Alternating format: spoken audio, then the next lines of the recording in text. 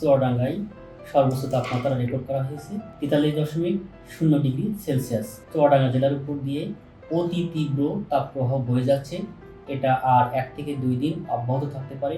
আজ চুয়াডাঙ্গা জেলায় যে তাপমাত্রা রেকর্ড করা হয়েছে এটা এই মৌসুমে চুয়াডাঙ্গার সর্বোচ্চ তাপমাত্রা এবং এটি এই মৌসুমে বাংলাদেশের সর্বোচ্চ তাপমাত্রা।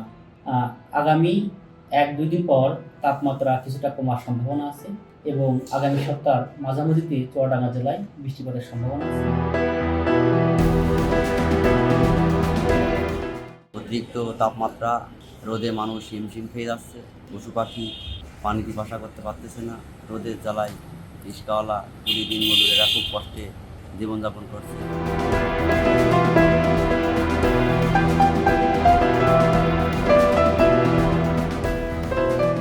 সব শুকনো হয়ে গিয়েছে, রাস্তা দিয়ে ভাব উঠছে, যার কারণে মানুষ ঘর থেকে বাইরে বেরোতে পারছে না। আমাদের বড় মানুষের ব্যবসা প্রতিষ্ঠানগুলো খুবই অসহায় হয়ে পড়েছে।